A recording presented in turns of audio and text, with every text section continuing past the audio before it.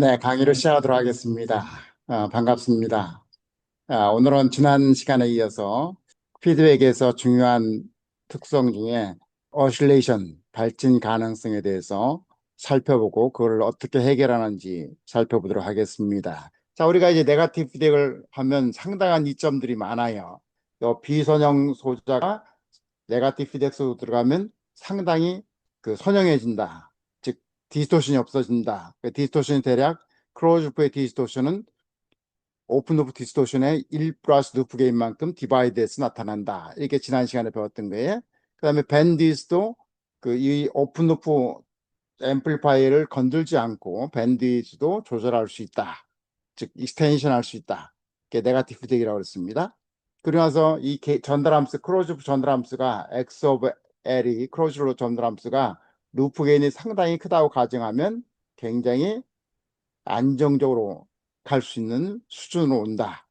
그게 뭐냐면 네거티브 피드백의 피드백 양을 조절해주는 베타에 따라서 다른다. 이 베타는 그 패시브 디바이스의 B로 결정이 됩니다. 그러니까 절대값은 변하더라도 B는 절대 안 변하거든요. 매칭 특성이기 때문에 상당히 가깝게 돼요. 그래서 개인이 항상 프로세스나 뭐 변동이 있더라도 일정하게 됩니다. I/O 인풋 임피던스나 아웃풋 임피던스를 내 입맛에 맞도록, 즉 앰프의 입맛에 맞도록 조절할 수 있다. 그런 장점이 있는 반면에 한 가지 우려사항이 있습니다. 하나는 루프를 트랜스미션 하면서 얘가 발진할 가능성이 있어요. 자, 보도록 하겠습니다. 피드포드 얘는 액티브 소자로 구성되어 있기 때문에 비선형이에요. 비선형입니다. 러닝이에요. 앰프입니다. 앰프. 얘는 베타는 보통 저항이나 캐패시터나 이런 B의 즉 패시브 디바이스의 B로 레이쇼로 설정이 됩니다. 자, 그러면 처음에 한번 보도록 하죠. 파워를 켰어요. 파워를 켰는데 노이즈가 이렇게 이만큼이 났다고 가정하겠습니다. 1mm 정도 노이즈가 났다고 가정해요. 그러면 이 노이즈가 이 루프를 이렇게 트랜스미션 하겠죠? 그러면서 개인이 증폭될 겁니다. 그 증폭되고 요 어떤 주파수에 따라서 액티브 소자로 구성되어 있는 게 캐패시터가 있잖아요. 에너지를 축적하는 소자가 있기 때문에 주파수에 따라서 페이즈가 달라집니다. 지연이 달라진다는 거예요. 시간 지연이 페이즈니까. 그러면은 궁조로 들어왔을 때 여기가 요 들어간 놈에 반전돼서 이렇게 나오고 180도로 되겠죠. 루프 요 트랜스미션 하면서 어떤 주파수에서 180 틀어지고 여기서 네거티브 피드백에서 180 틀어지니까 여기 들어올 때 인페이스 들어오면 어떻게 될까요? 그리고 개인이 여기 10mm 들어갔다고 가정해요. 처음 파워를 켰더니 10mm 들어갔는데 개인이 그 특정 주파수에서 인페이스를 뗄 때에 10배라고 가정해요. 그럼 여기 100mm 들어오잖아요. 그죠? 100mm가 동일하게 커졌습니다. 그리고 또 100mm 들어오잖아요. 그러면 궁극적으로 어떻게 될까요? 이 액티브 소자에 들어있는 액티브 디바이스가 세츄레이션에서 개인이 줄어요. 그럼 궁극적으로 이 개인이 A하고 어떤 특정 주파수에서 그 다음에 베타 곱한 게 크기가 마이너스 1이 될 이런 구간이 들어옵니다. 마이너스 1이라는 건 뭐냐면 위상이 180 틀어졌다는 거고요. 요 루프 트랜스미션에서 그 다음에 요 절대값의 개인이 1이라는 거예요. 이렇게 들어왔을 때는 네거티브 피드백이 포지티브 피드백으로 바뀌어서 발진을 하게 됩니다. 자, 이거를 피해야 되거든요. 그럼 피하려고 하면 어떻게 되면 이 루프 게인이 크기가 1인 지점에서 이게 크기가 1인 지점이에요. 마이너스 130, 180도가 되지 않으면 됩니다. 즉 특정 주파수에서 루프 게인을 트랜스미션 하면서 위상이 180도 지연되지 않으면 발진하지 않습니다. 자, 그거를 가지고 우리가 뭐를 하면 페이즈 마진을 얘기를 하고 게인 마진을 얘기를 해요. 자, 페이즈 마진은 어떻게 되면 크기가 1일 때, 즉 AOL하고 베타의 크기가 1일 때에 180도가 되지 않으면 되잖아요. 이게 각도가 180도 되면 문제되는데 180도 되지 않으면 되죠. 그 180도 되기 위해서 얼마나 남아있느나 이게 페이지 마진이고, 그럼 반대로 크기가 180도일 때, 각도가 180도일 때 크기가 1이 아니면 되잖아요. 이 크기가 1보다 작으면 됩니다. 그렇죠? 그러면 1이 되기 위해서 얼마나 남아있나? 이게 개인 마진이에요. 자, 그거를 피하도록 이제 설계를 해줘야 우리가 네거티브를 썼을 때 정상으로 동작을 한다고요. 그러면 우리가 다루는 게 다 선형 시스템입니다. 시간에 따라 변하지 않아요. 그거를 우리 회로망 할 때 혹은 시그널 앤 시스템이라고 할 때 뭐라고 했냐면 리니어 타임 인베리언트 LTI 시스템이라고 표현했습니다. 우리가 배우는 거 설계하는 건 다 이 시스템이에요. 즉 다시 말하면 오늘 측정했던 어제 측정했던 그 디바이스를 내일 측정하던 어떤 범위를 다 일정하다는 거예요. 그 어떤 범위라는 건 그 우리가 개런티하는 스펙 범위죠. 거기에서는 항상 일정하다는 거죠. 그거를 리니어 타임 인베리언트라고 합니다. 자, 그럼 우리는 리니어 타임 인베리언트 공부할 때 잠시 격길 빠져서 얘의 고유 특성은 임펄스 펑션이 고유의 특성입니다. 즉 다시 말하면 입력에 아주 그 제로 쪽에 그 에너지가 다 들어있는 아주 숏폴스를 집어넣고 출력 특성을 보는 게 임펄스 특성인데요. 그 임펄스 리스폰스를 알으면 우리가 임의의 입력에 대해서 출력을 예측할 수 있다. 그게 어떻게 하냐면 임펄스 펑션에다가 임의의 입력 들어오는 걸 컨볼루션하면 출력이 나온다는 얘기예요. 자, 그러면 얘를 라플라스 트랜스폼하면 요 컨볼루션은 그 라플라스 트랜스폼의 곱하기가 되잖아요. 그러면 여기 못하면 ys 이꼬로 xx 타임스 h of s예요. h of s가 전달함수입니다. 즉 다시 말하면 우리가 임펄스 펑션을 구해서 그것을 라플라스 트랜스폼 하면 전달함수가 되고요. 전달함수를 구해서 인버스 라플라스 트랜스폼은 임펄스 펑션이 됩니다. 어쨌든 그걸 표현하면 우리가 되려면 크로즈 특성이 나올 텐데 크로즈 특성의 분모항 이제 분모항을 제로로 만드는 게 이 시스템의 특성을 결정하는 함수예요. 그래서 이거를 특성 방정식이라고 표현하고 이 특성 방정식의 근을 폴이라고 표현합니다.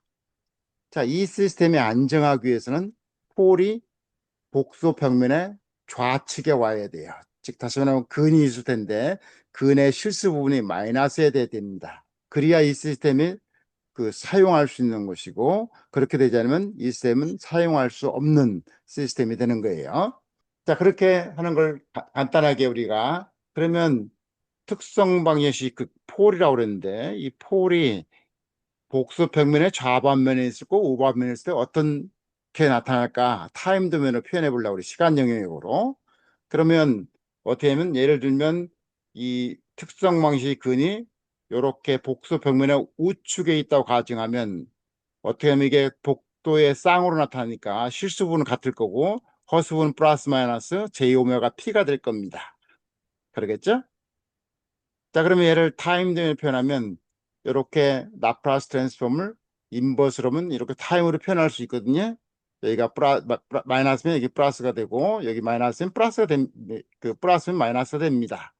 자, 이렇게 해서 보면 이런 근을 가지고 있는 거는 타임 등을 표현하면 이렇게 됩니다. 자, 한쪽 앞에는 e to the j 오메가 p분의 t는 오일러 공식에 의하면 사인 웨이브, 코사인 웨이브예요. 이건 그렇죠? 그 다음에 뒷거는 뭐냐면 요 사인 웨이브, 코사인 웨이브가 변하는 엔빌로프 특성입니다.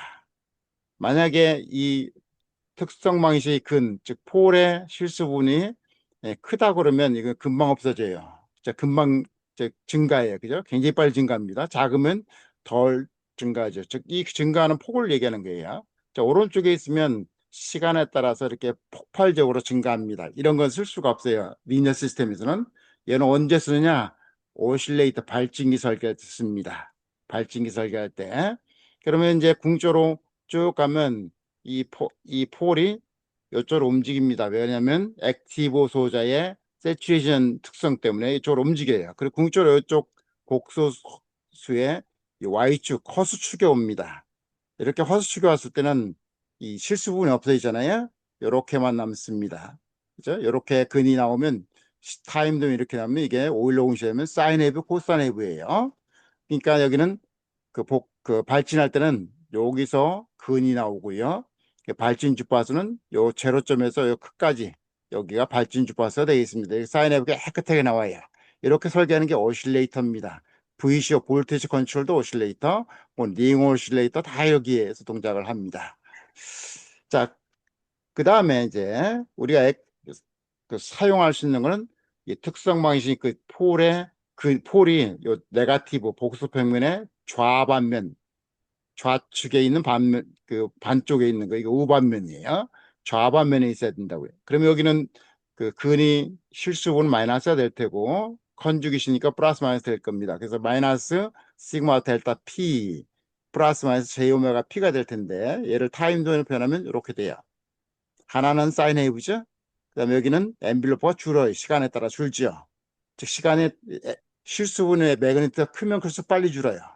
그러니까 여기도 좌변면에 오더라도 요 실수분이 이쪽 y축이 가까우면 천천히 증하니까 닝이 생깁니다. 페이즈 마진이 나빠요. 그런데 이놈이 멀수록 빨리 없어지기 때문에 페이즈 마진이 상당히 좋습니다.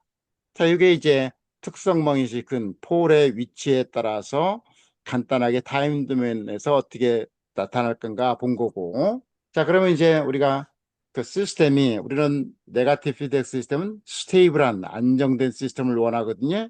그러니까 스테이블하냐 언스테이블하냐 이게 보드 플러스로 쉽게 표현을 할 수가 있습니다. 자, 그러면 우리가 보면 그림을 그리면 매그니튜드가 있고 루프 트랜스 펑션에 매그니튜드가 있고 페이즈가 있을 거 아니에요.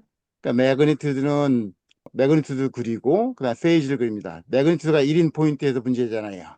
1인 포인트에서 각도가 180도가 안 되는 요 180도에서 얼마나 차이 나냐 이게 페이즈 마진입니다. 요 매그니튜드가 1인 주파수를 개인 크로스 프리퀀시라고 그래요. 개인이 1에 0dB에 크로스한다 해서 그다음에 반대로 페이즈가 180일 때 180대 1이면 안 되잖아요. 그 1에서 얼마 남으냐 이게 개인 마진이에요.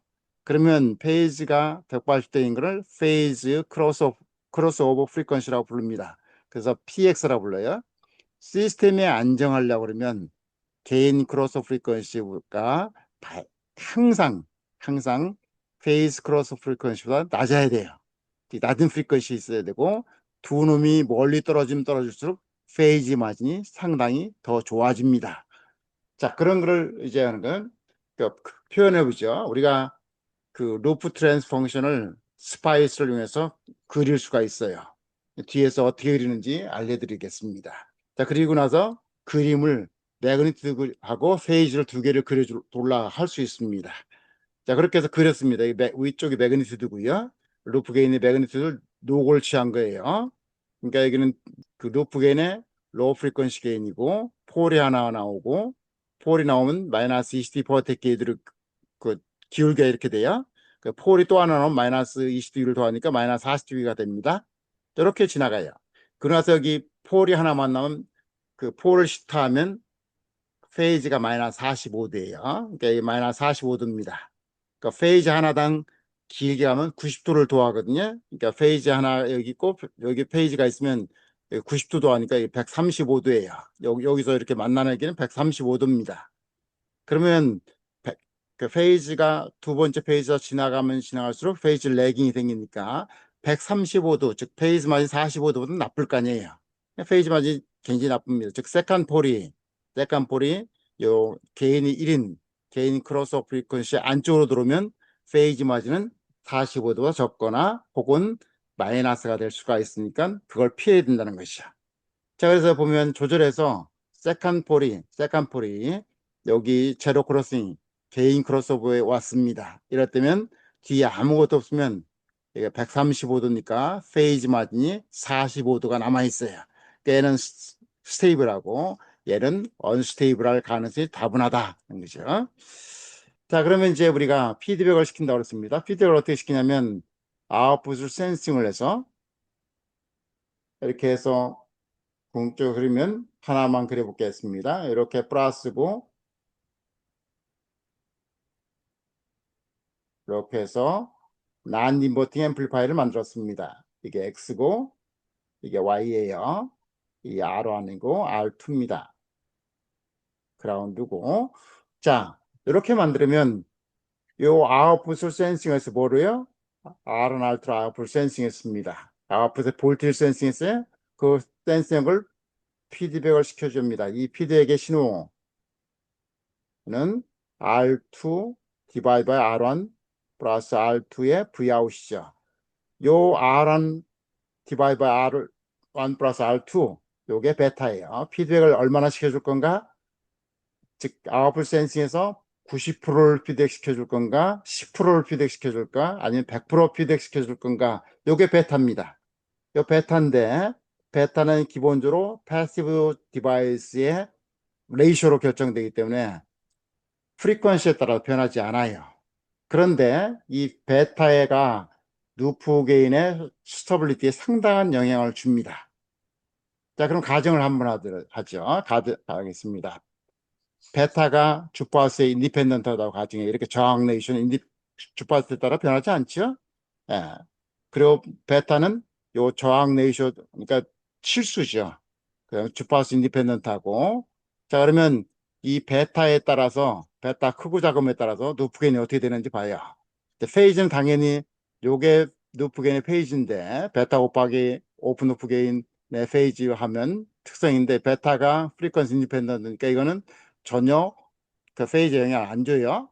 그러니까 이 루프 게인의 페이지 특성은 오픈 루프 페이지 특성은 똑같습니다. 자, 이 가정은 베타가 프리퀀시 인디펜던트하다는 가정하에서요. 자, 그럼 베타 커지면 어떻게 될까요? 베타 커지면, 즉 베타 1이면 루프 게인이 큽니다. 그죠? 베타가 0.1이면 루프 게인이 오픈 루프의 10%니까 루프 게인이 적어요. 즉 베타 크다는 거는 루프 게인이 크다는 얘기예요. 그러면 루프 게인이 크다 그러면 어떻게 돼요? 여기 특성은 요 오픈 루프 루프 게인 특성은 베타가 프리퀀시 인디펜던트니까 매그니튜드 뭐 있고 페이지가 있을 텐데 페이지는 뭐에 따라 결정됩니까? 오픈 루프 특성에 따라 변해요. 즉 베타가 변하더라도 페이지 특성은 변하지 않습니다. 자, 그럼 베타가 크면 이 절대값이 위로 올라가겠죠. 베타가 작으면요 요 값이 내려올 겁니다. 자, 보세요.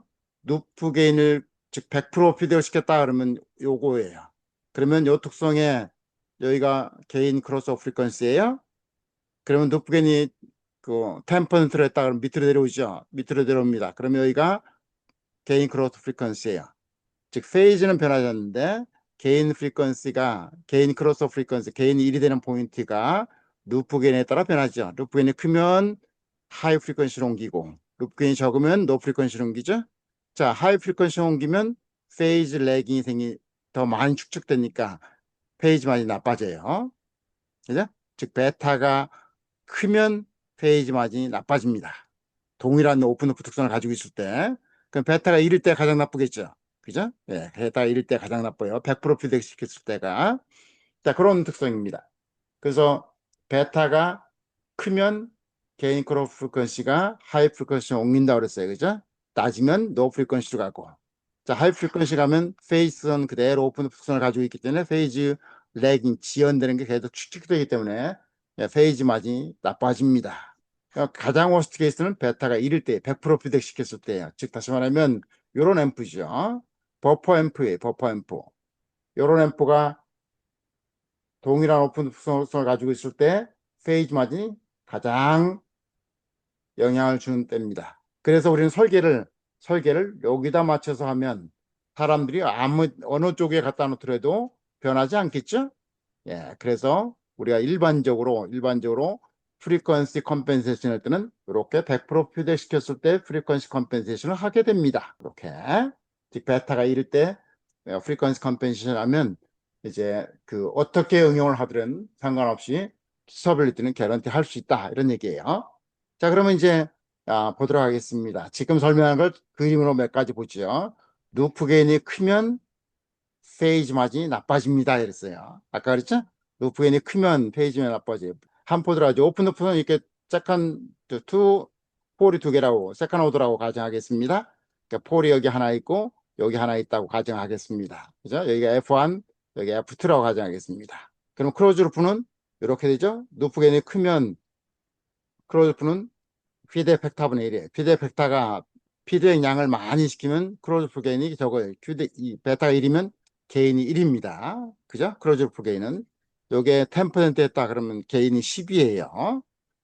즉 베타가 크면 클수록 크로즈프 게인은 작아지는 거고, 베타가 작으면 작을수록, 즉 피드를 이크하게, 약하게 하면 크로즈프 게인은 큰 거예요. 자, 그래, 그걸 이해를 하시고. 자, 그러면 루프 게인 여기 있습니다. 아까 베타는 프리퀀시 인디펜던트니까, 베타의 프리퀀시 인디펜던트니까, 요 페이지는 변하지 않습니다. 요 페이지는 오픈 루프 페이지가 그대로 유지하는 거예요.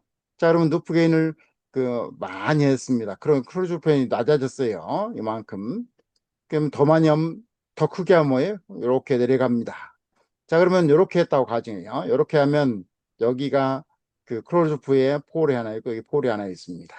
그럼 여기 보면 페이지만이 여기서 하면 일 때는 요만큼 페이지만이 남아요.